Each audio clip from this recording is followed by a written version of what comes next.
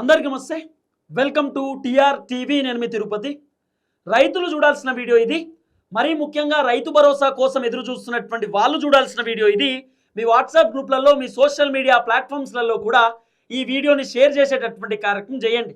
చాలామంది రైతన్నలు రైతు భరోసా ఎప్పుడు ఇస్తారు, అసలు ఈ కాంగ్రెస్ ప్రభుత్వానికి ఏమైనా బుద్ధి ఉందా, రైతు భరోసా ఇప్పటిదాకా ఎందుకు ఇస్తలేరు, 2024లో మొత్తమే రైతు భరోసా ఇవ్వలేదు, 2025లో కేవలం వానాకాలం పంటకు మాత్రమే రైతు భరోసా ఇచ్చి ఇప్పటిదాకా ఎండాకాలం పంటకు సంబంధించినటువంటి రైతు భరోసా రేవంత్ రెడ్డి ప్రభుత్వం ఇయ్యలేదు, అసలు ఇస్తారా ఇయ్యరా, వీళ్ళ కథ ఏంది, ఎందుకు ఇస్తలేరు అని చెప్పి రకరకాలుగా రైతులు మాట్లాడుకునే కార్యక్రమం చేస్తూ ఉన్నారు. ముఖ్యమంత్రి రేవంత్ రెడ్డిని తిడుతుర్రు, ప్రభుత్వాన్ని తిడుతూ ఉన్నారు, ఎమ్మెల్యేలను తిడుతున్నారు, లేకపోతే వాళ్ళ మంత్రులను కూడా తిట్టేటటువంటి కార్యక్రమం చేస్తున్నారు.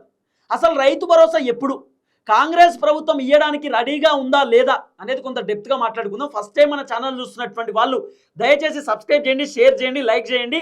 మీరు సబ్స్క్రైబ్ చేసుకోవడం ద్వారా నాకు కొన్నంత ధైర్యం వస్తుంది, బలం వస్తుంది. నేను మీ గురించి పోరాటం చేస్తా, మీ గురించి కొట్లాడతా. రైట్గా టాపిక్లోకి పోతే, రేవంత్ అన్న ప్రభుత్వం రైతు భరోసా గురించి మాట్లాడేటటువంటి పరిస్థితే కనబడతలేదు. మొన్న క్యాబినెట్ మీటింగ్ జరిగింది, దాదాపు 7-8 గంటల పాటు క్యాబినెట్ మీటింగ్ జరిగింది. ఆ క్యాబినెట్ మీటింగ్లో రైతు భరోసాకు సంబంధించినటువంటి టాపిక్ వెళ్ళలేదట. కానీ కొన్ని మీడియా ఛానల్లో మాత్రం, అది కూడా కాంగ్రెస్ పార్టీ కోసం పనిచేస్తున్నటువంటి మీడియా ఛానళ్లలో వాళ్ళు చెప్తున్న మాట ఏంది, రైతు భరోసా గురించి రేవంత్ రెడ్డి మాట్లాడిండు, 9 రోజులలో 9,000 కోట్ల రూపాయలు రిలీజ్ చేయడానికి రేవంత్ రెడ్డి రెడీగా ఉన్నాడు, అధికారులతో చెప్పిండు, అధికారులు డబ్బులు రెడీ పెట్టుకో అన్నాడు అని చెప్పి కొన్ని మీడియా ఛానల్లో వచ్చినటువంటి వార్త. తర్వాత అసలు రైతు బంధు గురించి ఎవరు మాట్లాడే పరిస్థితి కూడా లేదు. కాంగ్రెస్ పార్టీ మంత్రి మొన్న పొన్నం ప్రభాకర్ చెప్తున్నాడు, రైతు భరోసా ఏమైంది సార్ అని చెప్పి ఒక రిపోర్టర్ అడిగితే మంత్రి చెప్తున్న మాట ఏంది, కేంద్రం నుండి పైసలు రాలేదు, కేంద్ర ప్రభుత్వం ఏమైనా పైసలు ఇస్తాం, ఆర్థిక పరిస్థితులు బాగాలేవు, తెలంగాణ అంత అప్పులపాలైపోయింది, తెలంగాణ అంత ఆగమాగం ఉందని చెప్పి పొన్నం ప్రభాకర్ అన్న చెప్తున్నటువంటి మాట. రేవంత్ అన్న కూడా మా దగ్గర పైసలు లేవు, ఇబ్బంది ఉంది, సంక్షేమ పథకాలకు కొంత ఇబ్బంది కనబడతా ఉందని చెప్పి రేవంత్ అన్న డైలాగులు. ఈరోజు రేవంత్ అన్న సెక్రటేరియట్లో 33 జిల్లాలకు సంబంధించినటువంటి కలెక్టర్లతోటి రేవంత్ అన్న ఒక భేటీ అయిండు, సమావేశం ఏర్పాటు చేసిండు, వాళ్ళతో మాట్లాడే కార్యక్రమం చేస్తూ ఉన్నాడు. మీ జిల్లాలలో పరిస్థితి ఏంది, మనం ఎన్ని సంక్షేమ పథకాలు ఇచ్చినాం, ఏం కథ అనేది రేవంత్ అన్న తెలుసుకునేటటువంటి కార్యక్రమం చేస్తున్నాడట. ఫస్ట్ కలెక్టర్లు చెప్పేటటువంటి మాట, రైతు భరోసా పైన తీవ్ర వ్యతిరేకత ఉన్నది, రైతు భరోసా ఇస్తలేరు అని చెప్పి ప్రభుత్వాన్ని తిడుతురు రైతులు అని చెప్పి మ్యాక్సిమం కలెక్టర్లు రేవంత్ రెడ్డికి చెప్పొచ్చు అనేది వినబడుతున్న చర్చ. ఎందుకంటే కంప్లీట్గా రైతన్నలు అందరూ కూడా ప్రభుత్వానికి వ్యతిరేకంగా ఉన్నారు, ప్రభుత్వాన్ని తిడుతుర్రు, రేవంత్ రెడ్డిని తిడుతుర్రు, ఘోరంగా అంటే ఘోరంగా తిడుతుర్రు రైతన్నలు చాలామంది. ఎందుకు కారణం ఏంది, రేవంత్ రెడ్డి ప్రభుత్వం రైతు భరోసా ఇస్తలేరు, రుణమాఫీ చక్కగా చేయలే, వాళ్ళకి పెన్షన్లు ఇవ్వలేదు, యూరియా భత్తాలు చక్కగా వస్తలేవు, 500 రూపాయల పంట బోనస్ చక్కగా వస్తలేవు, కౌలు రైతులకు ఇప్పటిదాకా పైసలు ఇచ్చినటువంటి దాఖలాలు లేవు, ఓట్ల కోసం 1000 అబద్ధాలు చెప్పి ఇప్పటిదాకా ఏది చక్కగా చేసినటువంటి పరిస్థితి లేదు. రేవంత్ అన్న ఆయన ఒక యాక్షన్ ప్లాన్ స్టార్ట్ చేసిండు, 99 డేస్ యాక్షన్ ప్లాన్ అట, అంటే 99 రోజుల యాక్షన్ ప్లాన్ అట. ఈ 99 రోజుల యాక్షన్ ప్లాన్ అంటే ఏం తెలుసా, ఎంపీటీసీ జెడ్పీటీసీ ఎన్నికల కోసం రేవంత్ అన్న ఆడుతున్నటువంటి ఒక పెద్ద డ్రామా ప్లాన్. ఇది డ్రామా ప్లాన్. 99 రోజులలో రేవంత్ అన్న అద్భుతాలు చేస్తున్నట్టు. మరి ఇప్పుడు కాంగ్రెస్ అధికారంలోకి వచ్చి 820 రోజులు అవుతున్నది. మరి 820 రోజులలో రేవంత్ రెడ్డి ప్రభుత్వం చేసింది ఏంది, ఈ 90 రోజులలో రేవంత్ రెడ్డి ప్రభుత్వం ఏం చేస్తుంది, 3 నెలల్లో మొత్తం అభివృద్ధి చేసి పడేస్తాడట తెలంగాణను మొత్తం అద్దపు తుణుకలెక్క చేస్తాడట అన్న. ఇప్పుడు కాంగ్రెస్ పార్టీ మంత్రులు ముఖ్యమంత్రి రేవంత్ రెడ్డి పొద్దుగాల లేస్తే మా దగ్గర పైసలు లేవు, మేము అప్పులపాలు అయిపోయినాం, తెలంగాణ దివాలా తీసింది, తెలంగాణ ఆగమైపోయింది, చిన్నాభిన్నం అయిపోయింది, ఎవరినైనా అప్పులు అడుగుదామంత ఇస్తలేరు, లేకపోతే ఢిల్లీకి పోతే అపాయింట్మెంట్ ఇస్తలేరు, చెప్పులు ఎత్తుకపోతారేమో అన్నట్టు చూస్తున్నారు అని చెప్పి రేవంత్ అన్న చెప్తున్నాడు కదా. మరి రేవంత్ అన్న క్యాంప్ ఆఫీస్ కట్టుకోవడానికి పైసలు ఏడికెళ్ళి వస్తున్నాయి, రేవంత్ అన్న ఇంకో కొత్త ఇల్లు కట్టుకోవడానికి పైసలు ఏడికెళ్ళి వస్తున్నాయి, రేవంత్ అన్న ఫుట్బాల్ ఆడడానికి ప్రాక్టీస్ కోర్టు కోసం 5 కోట్ల రూపాయలు ఖర్చు పెట్టిండు, పైసలు ఏడికెళ్ళి వస్తున్నాయి. బట్టి విక్రమార్క ఉంటున్నటువంటి ప్రజాభవన్లో, గవర్నమెంట్ ప్రజాభవన్లో 60 లక్షల రూపాయలు పెట్టి గడ్డి వరుస్తురు, గడ్డి కింద గ్రీన్ కలర్ గడ్డి ఉంటుంది కదా, గడ్డి వరుస్తురు, కాంట్రాక్ట్ ఇచ్చారు 60 లక్షల రూపాయలు పెట్టి. మరి అక్కడికి పైసలు ఎడికెళ్ళి వస్తున్నాయి అన్న, అంటే ముఖ్యమంత్రి కొత్తిల్లు కట్టుకోవడానికి పైసలు ఉన్నాయి, ముఖ్యమంత్రి క్యాంప్ ఆఫీస్ కట్టుకోవడానికి పైసలు ఉన్నాయి, డిప్యూటీ ముఖ్యమంత్రి ఇల్లు కట్టుకోవడానికి పైసలు ఉన్నాయి, క్యాంప్ ఆఫీస్ కట్టుకోవడానికి పైసలు ఉన్నాయి, గడ్డి వరచడానికి పైసలు ఉన్నాయి, జిల్లాలలో నియోజకవర్గాలలో కాంగ్రెస్ పార్టీ కార్యాలయాలు కట్టడానికి పైసలు ఉన్నాయి, ఎమ్మెల్యే క్యాంప్ ఆఫీసుల కోసం పైసలు ఉన్నాయి. తిరగడానికి పైసలు ఉన్నాయి, జల్సాలు చేయడానికి పైసలు ఉన్నాయి, ఢిల్లీకి పోవడానికి పైసలు ఉన్నాయి, రాహుల్ గాంధీ వస్తే హంగులు ఆర్భాటాలు చేయడానికి పైసలు ఉన్నాయి, ఆఖరికి డీసీసీ మీటింగ్ అని చెప్పి చిందులేయడానికి పైసలు ఉన్నాయి. మరి మా రైతన్నలకు రైతు భరోసా చేయడానికి ఎందుకు పైసలు లేవు? మా రైతన్నలకు రుణమాఫీ చేయడానికి ఎందుకు పైసలు లేవు? అన్నిటికీ ప్రభుత్వం దగ్గర పైసలు ఉన్నాయి, మా రైతన్నలకు పైసలు ఇవ్వడానికి మాత్రం పైసలు లేవు ప్రభుత్వం దగ్గర. ఆర్బీఐ బ్యాంకుకి వెళ్ళి 9,000 కోట్ల రూపాయలు రేవంత్ రెడ్డి ప్రభుత్వం అప్పు చేస్తే ఈ 9,000 కోట్ల రూపాయలు మా రైతన్నలకు రైతు భరోసా ఇస్తారేమో అనుకుంటే ఆల్రెడీ దీంట్లోకి వెళ్ళి 5,000 కోట్ల రూపాయలు ఖర్చు పెట్టేసిర్రు. ఇంకొక 4,000 కోట్లు మిగిలితే ఈ 4,000 కోట్ల రూపాయలకి వెళ్ళి ఆల్రెడీ 1,000 కోట్ల రూపాయలు ఖర్చు పెట్టేసిరట. ఇంకొక 3,000 కోట్ల రూపాయలు ఉంటే ఈ 3,000 కోట్ల రూపాయలకి వెళ్ళి ఒక 1,000 కోట్ల రూపాయలు కేరళ ఎన్నికల కోసం రేవంత్ రెడ్డి ప్రభుత్వం కాంగ్రెస్ అధిష్టానానికి ఇవ్వబోతున్నట్టుగా వినబడుతున్నటువంటి చర్చ. అర్థమైందా? లేకపోతే ఈ 9,000 కోట్లకి వెళ్ళి ఇంకా 4,000 కోట్లు మిగిలినాయి కదా, ఈ 4,000 కోట్లు ప్లస్ ఒక 1,000 కోట్లు పెట్టి గాంధీ విగ్రహం రేవంత్ రెడ్డి 5,000 కోట్లతోటి నిర్మించబోతున్నట్టుగా కూడా వినబడుతున్న చర్చ. అంటే గాంధీ విగ్రహానికి రేవంత్ రెడ్డికి పైసలు ఇవ్వనీకి, గాంధీ విగ్రహాన్ని కట్టియడానికి పైసలు ఉన్నాయి. గాంధీ కుటుంబానికి కాంగ్రెస్ పార్టీ కార్యకర్తలు అందరూ కలిసి రూపాయి పోగేసుకుంటే 1,000 కోట్ల రూపాయలు అయితే అని చెప్పి గాంధీ కుటుంబం పైన రేవంత్ అన్నకు ప్రేమ ఉంటుంది, గాంధీ కుటుంబానికి పైసలు వేయడానికి ఉన్నాయి. మా రైతన్నలకు రైతు భరోసా కోసం లేదా? మా రైతన్న యూరియా బత్తాల కోసం లేదా?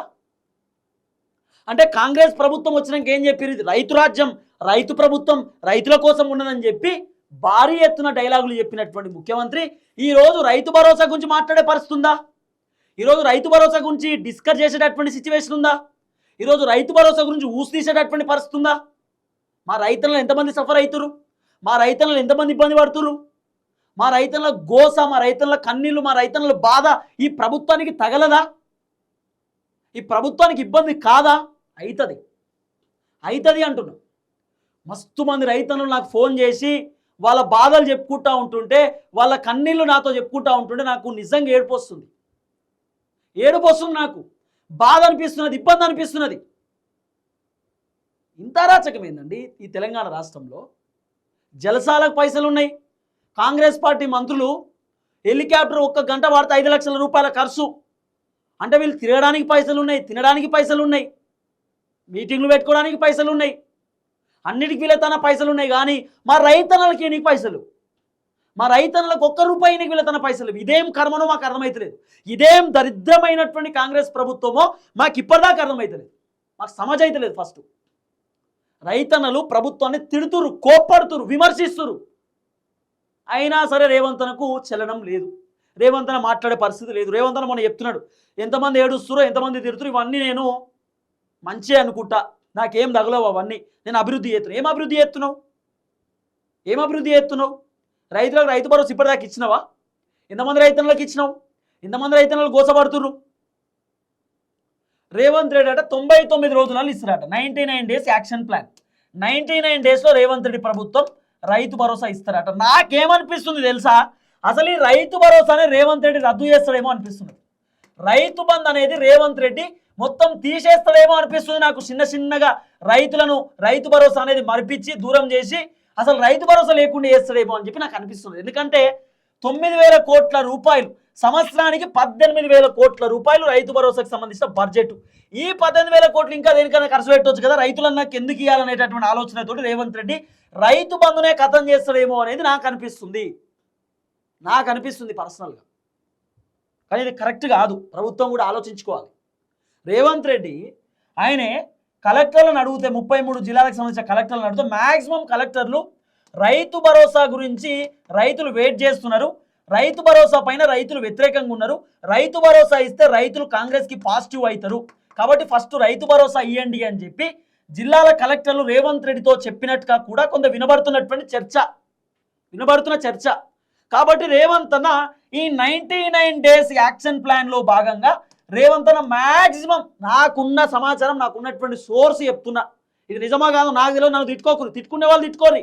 నేను రైతన్నల కోసం పోరాటం చేస్తున్నా, రైతన్నల కోసం మాట్లాడుతున్నా, రైతన్నల కోసం నేను నిలబడుతున్నా. నాకు తెలుసు నేనంటే ఏందో. ఈ ప్రభుత్వానికి సుక్కలు చూపిస్తున్నా నేను. నా వీడియోలు ప్రభుత్వంలో ఉన్నటువంటి ప్రతి ఒక్కరు చూస్తారు.